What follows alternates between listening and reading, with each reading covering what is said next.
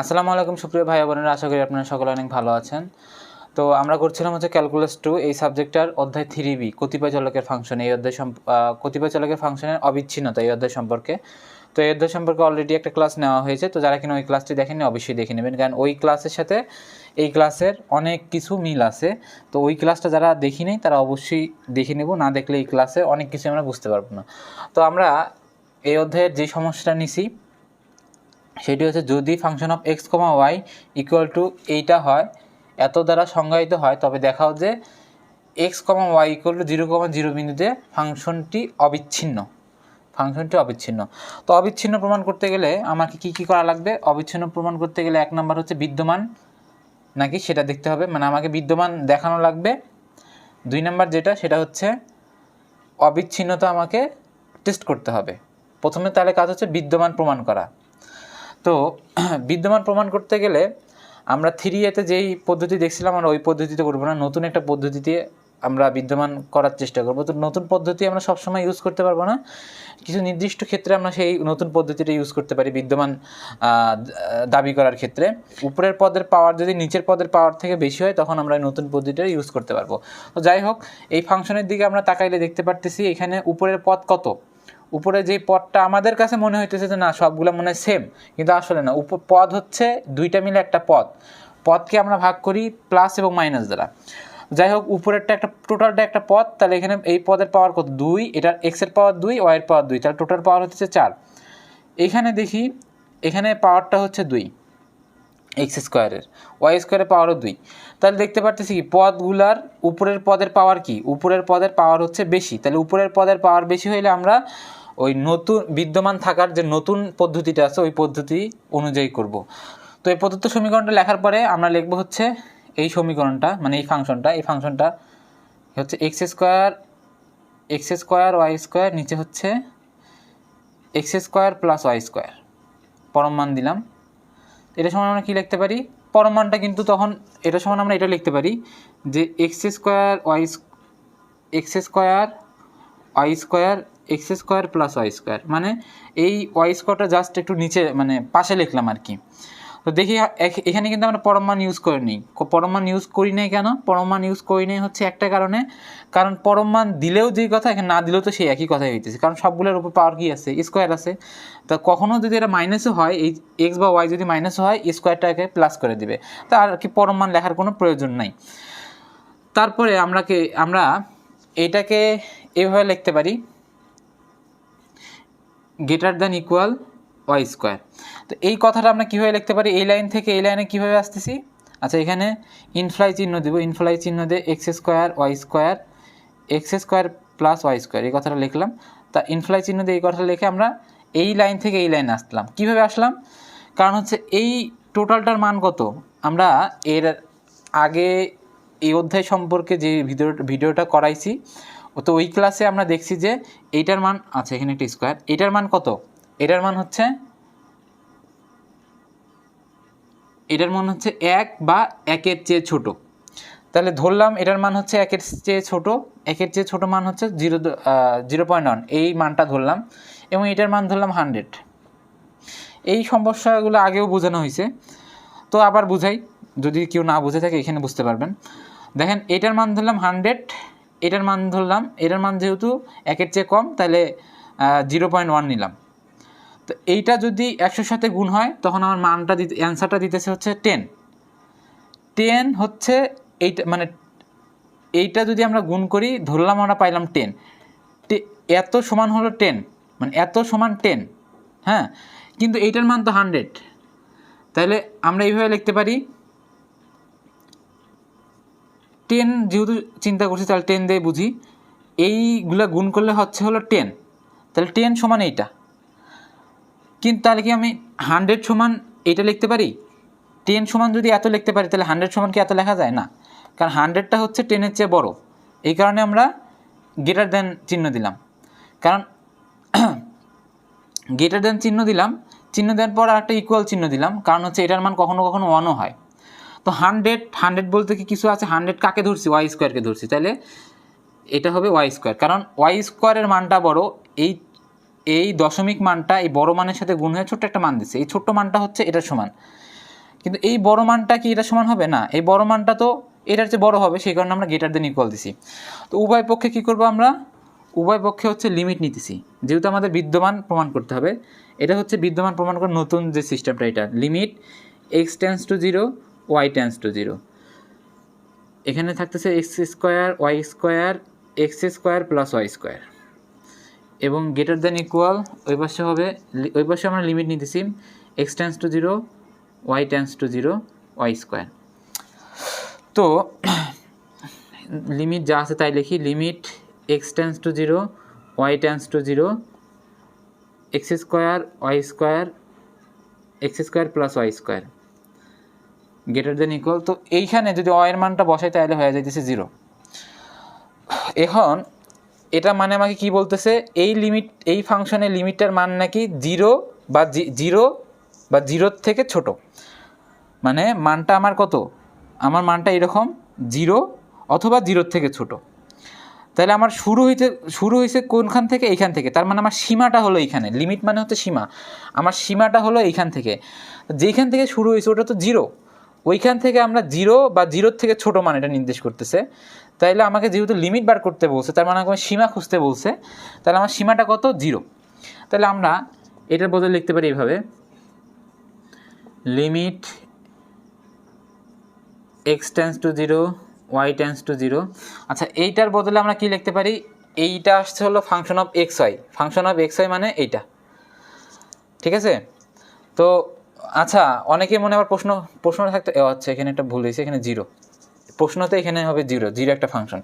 তো অনেকের মনে এই জিনিসটা আসতে পারে যে আমরা কেন এইটা সমান এটা লিখতেছি, কারণ হচ্ছে আমরা যদি তাকাই তাহলে X tends to zero Y tends to zero মানে কি, এক্সের মান জিরো না জিরোর কাছাকাছি, ওয়াইয়ের মানও জিরো না জিরোর কাছাকাছি, তাহলে এই সত্যটা হলো এক্স ও ওয়াইয়ের মান জিরো না এইটা মানে, তাইলে এই কারণে এইটা সমান কত, ফাংশন অফ এক্স ওয়াই, সেই কারণে আমরা এখানে ফাংশন অফ এক্স ওয়াই লিখতে পারি।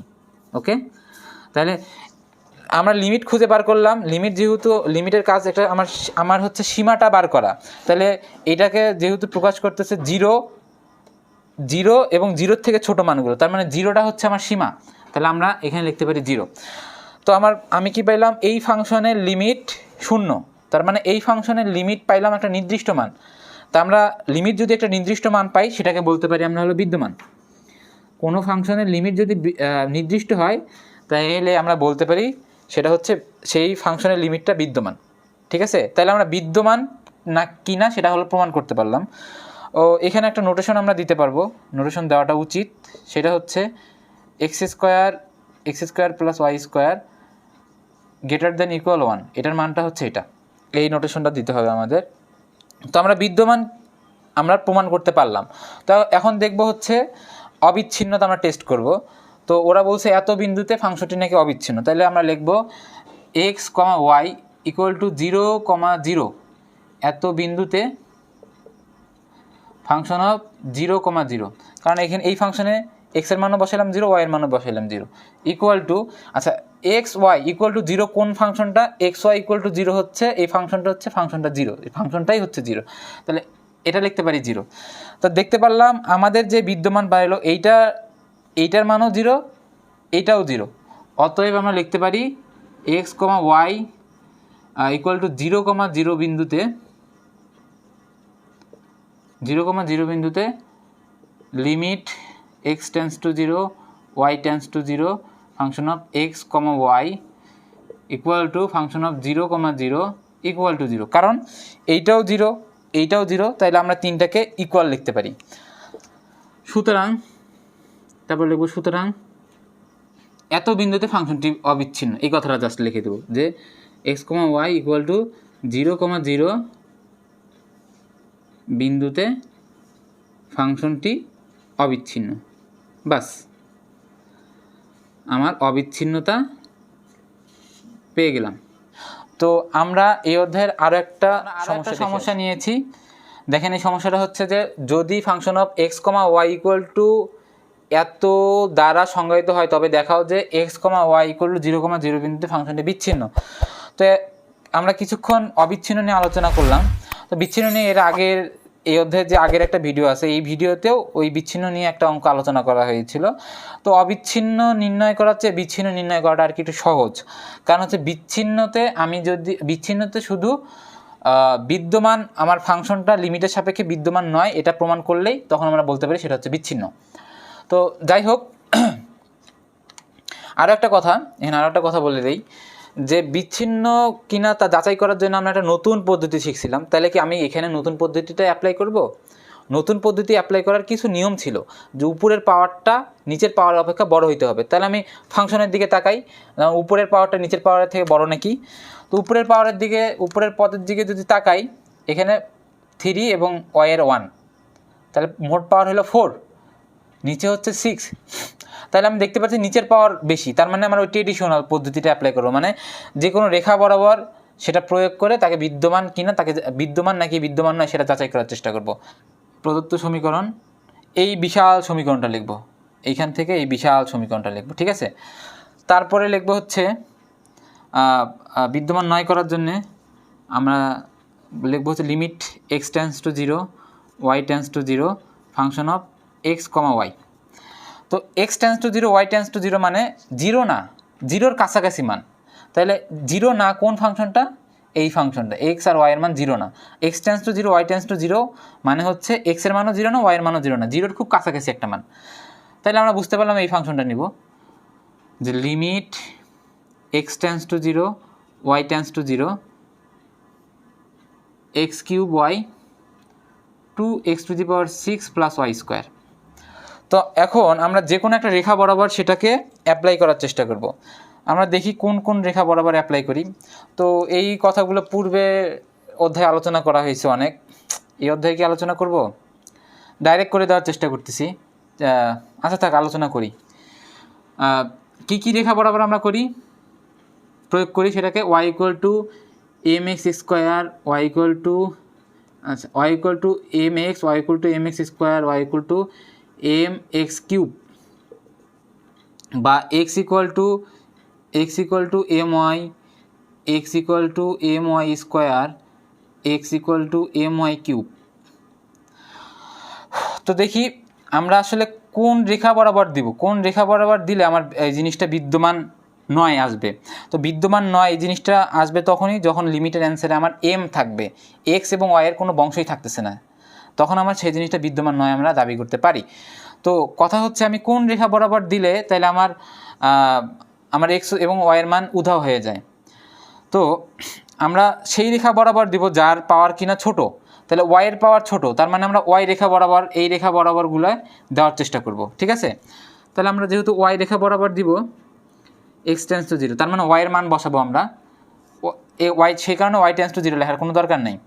এখন কথা হইতেছে আমি এইগুলো রেখাগুলোর মধ্যে, y এর এতগুলো রেখার মধ্যে আমি কোন রেখাতে টেস্ট করব, তাই না? একটা কথা আগেও বলছি, এখনও বলি যে পাওয়ার যদি সেম হয় তখন আমরা y = mx এই রেখাতে দেওয়ার চেষ্টা করব। প্রতি পদের পাওয়ার সেম হলে y = mx রেখে দেওয়ার চেষ্টা করব। দেখি প্রতি পদের পাওয়ার কি সেম, এই পদের পাওয়ার 1, এই পদের পাওয়ার 1, এই পদের পাওয়ার 1, তার মানে আমি এই রেখাতে অ্যাপ্লাই করতেই পারবো না। তাহলে আসতেছে এই রেখা, দেখি এই রেখাতে হয় নাকি। এই রেখাতে যখন আসতেছি একটু সাইড নোটে করার চেষ্টা করি, আমাকে এই জিনিসটা একটু অ্যাপ্লাই করি। y এর মান কত ধরছি? mx², তাই না? mx², আর হচ্ছে তার নিচে কত হইতেছে 2x⁻6 + y², তার মানে m² x⁴। তাহলে কি হইতেছে এখানে mx⁵, কি কমন যায় নিচে কমন যায় x⁴ কমন যায়, তাহলে x⁴ থাকে কি এই পাশে 2x² + m²। তাহলে আমরা এখানে যদি x⁴ x⁵ কাটাকাটি যদি করি, উপরে শুধুমাত্র একটা x থাকে। তাহলে আমার বিদ্যমান নয় এটা দাবি করতে হইলে আমাকে তো x থাকা যাবে না। তো আমরা দেখতে পাচ্ছি এখানেও x আছে, এখানেও x আছে, তার মানে আমি এই রেখা বরাবর সেটাকে অ্যাপ্লাই করতে পারবো না, কারণ এই রেখা বরাবর যদি আমরা এই ফাংশনটাকে অ্যাপ্লাই করি তাহলে দেখা যাইতেছে আমার x আছে, x থাকলে তো আমরা কখনো বিদ্যমান নয় বলে দাবি করতে পারি না। তাহলে এই রেখাটা দেখি, এই রেখাতে কি হয় mx³ এই রেখা বরাবর যদি আমরা দেই তাহলে এখানে x³ হইতেছে, আর এটার মান হইতেছে তখন হচ্ছে m to the power cube, এক্সের পাওয়ার তখন কত হয় দেখি, আচ্ছা এক্স টু দি পাওয়ার 6, এটা হয়। এটা আমরা কোন রেখা বরাবর দিতেছি, Y equal to M x cube, এই রেখা বরাবর। তাহলে কত হইতেছে এখানে, উপরে M X to the power 6, নিচে কত হয়, নিচে X to the power 6 common যায়, তাহলে 2 প্লাস এম কিউব থাকে। তাহলে X to the power 6 x to the power 6 কাটাকাটি যায়, তখন আর এক্সের কোনো বংশই থাকতেছে না। তাহলে আমরা দেখতে পারলাম Y equal to M x cube রেখা বরাবর যদি যাই, তখন আমার অ্যান্সারে কোনো এক্স বা ওয়াই কিছুই থাকতেছে না। এক্স বা ওয়াই না থাকলেই তখন আমরা সেটাকে বিদ্যমান নয় বলে দাবি করতে পারি। তাহলে এখানে আমরা করব কি, নোটেশন দিয়ে দেব যে y equal to M x cube রেখা বরাবর, এই কথাটা লিখব। তাহলে এখানে x cube into m x cube 2x to the power 6 plus y equal to M x cube m x cube, তার উপরে একটা square, limit x tends to 0, উপরে কত হইতেছে m into x to the power 6, নিচে থেকে নিচে কী হইতেছে 2x to the power 6 m x square. আচ্ছা এখানে একটা ভুল লিখছিলাম আমি, এখানে এম এক্স স্কোয়ার হইতো, যাই হোক এম স্কোয়ার আর এক্স টু দি পাওয়ার 6, তাহলে limit x tends to 0 x to the power 6। আচ্ছা এই লাইনে আমি করার চেষ্টা করি, লিখছি যখন লিখছি এম কী কমন যায়, x to the power 6 common যায়, 2 plus m square, and x to the power 6 x to the power 6 কাটা, তাহলে এই লিমিটের সাপেক্ষে এটা কী হয়ে যাইতেছে ধ্রুবক, তাহলে ধ্রুবককে লিমিট করলে সেই ধ্রুবকটা নিজেই বসে যাইতেছে 2 প্লাস এম স্কোয়ার। তো আমি দেখতে পারলাম এই লিমিটের সাপেক্ষে আমার কি এই অ্যান্সারটা বাড়াইলো। এই অ্যান্সারের মধ্যে এম এর মান যদি আমি 1 2 3 4 ভিন্ন ভিন্ন মান নেই, তাহলে আমার লিমিটের মানটা ভিন্ন ভিন্ন আসতেছে, এই ফাংশনের সাপেক্ষে এই লিমিটের মানটা তখন ভিন্ন ভিন্ন আসতেছে। তো লিমিটের মান যদি ভিন্ন ভিন্ন আসে, তখন ওই লিমিটটা কি হয়, বিদ্যমান নয় বলে আমরা দাবি করতে পারি। তখন ওই লিমিটটাকে আমরা বলতে পারি এই ফাংশনের সাপেক্ষে এই লিমিটটা হচ্ছে বিদ্যমান নয়। তাহলে এই কথা পর্যন্ত আসার পরে আমরা লিখবো হচ্ছে অতএব এম এর মান ভিন্ন ভিন্ন হওয়ার জন্য সীমাস্থ মান ভিন্ন ভিন্ন হবে। সুতরাং limit x tends to 0 y tends to 0 function of x comma y বিদ্যমান নয়, এই কথাটা লিখে দেব। ওকে, তো এই কথা লেখার পরে এতক্ষণ আমরা বললাম হচ্ছে বিদ্যমান নয়, ঠিক বিদ্যমান নয় এটা বললাম, এটা আমরা প্রমাণ করলাম। তারপরে লিখবো হচ্ছে যেহেতু কথা লিখে এই কথাটাই লেখার চেষ্টা করব, যেহেতু limit x tends to 0 y tends to 0 function of x comma Y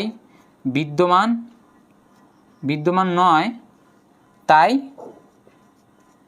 তাই এক্স কমা ওয়াই 0,0 বিন্দুতে ফাংশনটি বিচ্ছিন্ন। তো আমরা এটাকে এত বিন্দুতে বিচ্ছিন্ন বলে প্রমাণ করতে পারলাম। তো বিচ্ছিন্ন প্রমাণ করা অনেক সহজ, বিচ্ছিন্ন প্রমাণ করতে আমাকে বাড়তি কোনো ঝামেলা পোহাইতে হইতেছে না। তো অবিচ্ছিন্ন প্রমাণ করতে গেলে কিছু কিছু জিনিস আমাকে মনে রাখতে হবে। তো আমরা চেষ্টা করব হচ্ছে বিচ্ছিন্ন অবিচ্ছিন্নর মধ্যে অবিচ্ছিন্নটা বেশি বেশি প্র্যাকটিস করার চেষ্টা করব, কারণ ওইটা একটু ডিফিকাল্ট, এটা তুলনামূলক সহজ, কারণ এটা আমরা আগের অধ্যায়ের ধারণা দিয়ে এটা সহজেই করে ফেলতে পারি। এই 3B অধ্যায়ে আমরা যেই টাইপের যে কয়েকটা প্রবলেম সলভ করলাম বিচ্ছিন্ন এবং অবিচ্ছিন্নতা নিয়ে, তো এই অধ্যায় থেকে এই ধরনের কোশ্চেনগুলো সাধারণত আসে। তো এর বাইরে সাধারণত কোশ্চেনগুলো আসবে না, এবং বইয়ে এক্সট্রা ন্যাশনাল ইউনিভার্সিটি নামে, ন্যাশনাল ইউনিভার্সিটি কোন কোন সালে যে কোশ্চেনগুলো আসছে এই অধ্যায় থেকে, তো আমরা এই আইডিয়াগুলো নিয়েই সেই কোশ্চেনগুলো সলভ করতে পারবো। সাধারণত আমি যেই একটা অধ্যায়ের যে ধরনের টপিক্স থেকে প্রশ্নগুলো আসে সেই টপিকসগুলো করানো হয়। এর বাইরে যদি কোনো কোশ্চেন আসে ওই কোশ্চেন করার দরকার নেই, কারণ ওই কোশ্চেন থেকে প্রশ্ন আসার সম্ভাবনা খুবই কম। তো যেইগুলো করানো হয়, যেই টপিক্স থেকে করানো হয় ওই টপিক্স থেকে প্রশ্ন আসবে। তো আমরা যে ধরনের টপিকসগুলো নিয়ে আলোচনা করি, কোনো কোশ্চেন যদি আলোচনা নাও করা হয়, তাহলে যেই টপিক্স নিয়ে আলোচনা করা হয়েছে ওই টপিক্স দিয়ে কোনো না কোনোভাবে আমরা ওই কোশ্চেনে সলভ আমরা বের করে নিতে পারবো। তাহলে আমরা কি বুঝতে পারলাম যে এই 3B অধ্যায় থেকে আমাদের কোন টাইপের প্রশ্নগুলো আসবে, বিচ্ছিন্ন এবং অবিচ্ছিন্নতা, এই ধরনের প্রশ্নগুলোই আসবে। এবং 3A যে অধ্যায়টা আগে দেখানো হয়েছিল ওই অধ্যায়ে বিদ্যমান নাকি বিদ্যমান নয় এই টাইপের কোশ্চেনগুলোই আসবে সাধারণত। তো আমরা আজকে থেকে এই অধ্যায়টা শেষ করলাম। তো আমরা পরবর্তীতে নতুন একটা অধ্যায় শুরু করব। তো আমরা আগামী ক্লাস দেখা পর্যন্ত সবাই ভালো থাকি, সুস্থ থাকি। আসসালামু আলাইকুম।